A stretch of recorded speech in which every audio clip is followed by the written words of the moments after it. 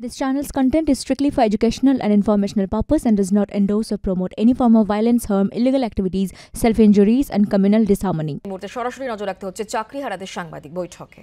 ম্যানিপুলেশনের পার্সেন্টেজেরও হেলান haven difference. তাহলে এই দুটো প্যানেলকে কিভাবে একত্রে করে একটা ভার্ডিক্ট দেওয়া হলো বা কিভাবে এই জাজমেন্টটা করা হলো? কারণ আরএলএসটি এসএলএসটির গেজেট আলাদা, আরএলএসটি এসএলএসটির রুল আলাদা। আরএলএসটি হয়েছে 2006 এর রুল অনুযায়ী, এসএলএসটি হয়েছে 2016 এর রুল অনুযায়ী। সুতরাং আমরা দেখুন সকলে আমরা অ্যাফেক্টেড, সকলে আমরা ভিক্টিমাইজড। আমাদের প্রত্যেকের বাড়িতে অসুস্থ আছেন, আমরা নিজেরাও অনেক রকমভাবে অসুস্থ। এগুলো ধ্রুবক, ওই ফিজিক্স বা কেমিস্ট্রি রুলের মতো কনস্ট্যান্ট। ওই ভিকটিম কার্ড আমরা প্লে করতে চাইছি না, আমরা লজিকের কথাই বলছি যে আমাদের তো বেসিক কনস্টিটিউশনাল অধিকার আছে, তাই তো? সেই কনস্টিটিউশনাল অধিকারে আমরা কোনোভাবেই কোনো রকম আনফেয়ার মিনসের সাথে যুক্ত নই। আমাদের এগেনস্টে কোনো কিছু প্রুভ হওয়া তো দূরের কথা, কোনো অ্যালিগেশনই ওঠেনি। তাহলে কিসের বেসিসে আমাদের চাকরিটা চলে গেল?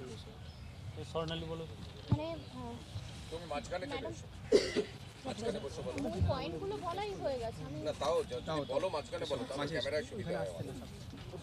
দাদা একটু আস্তে আস্তে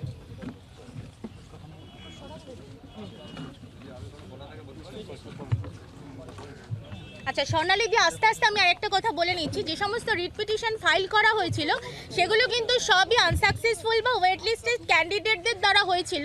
সেগুলো কিন্তু সবই তাদের প্রাইভেট ইন্টারেস্টের জন্য ছিল।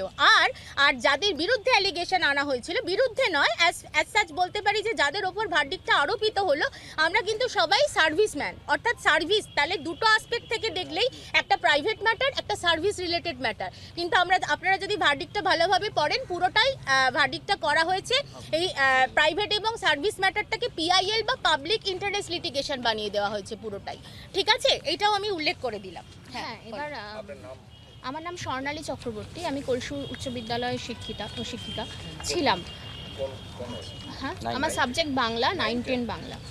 তো হ্যাঁ, মূল যে পয়েন্টগুলো আমাদের বলার ছিল, তো আমাদের স্যার এবং ম্যাম সবকটা পয়েন্টই প্রায় আলোচনা করে ফেলেছেন। আমি একটা ছোট্ট বিষয় বলতে চাই, যেটা ওএমআর ইস্যু বলা হচ্ছে যে ওএমআর ডিস্ট্রয় করে দেওয়া হয়েছে।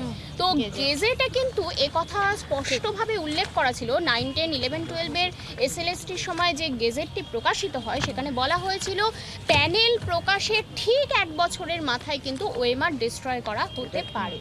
তো সেই জায়গা থেকে ওএমআর যদি ডিস্ট্রয় করা হয়েও থাকে তাহলে সেখানে কোনো ভুল নেই। কিন্তু আমরা একটা পয়েন্ট বলতে চাই যে প্যানেল প্রকাশিত হয়েছিল আমাদের 2018 সালে, 2019-এর পরে 2018-তে, তাই তো? 2018 ফেব্রুয়ারিতে, 2019-এর ফেব্রুয়ারির পরেও কিন্তু অনেক চাকরি প্রার্থী আছেন, তারা আরটিআই করে নিজের ওএমআর শিটের নাম্বার জানতে পেরেছে বা ওএমআর-এর স্ক্যান কপি পেয়েছে। তার মানে আমরা ধরে নিতে পারি যে তার প্রুফ আমাদের কাছে আছে। তার মানে আমরা ধরে নিতে পারছি যে বাংলার আওয়াজ, বাঙালির আবেগ, জি 24 ঘন্টা।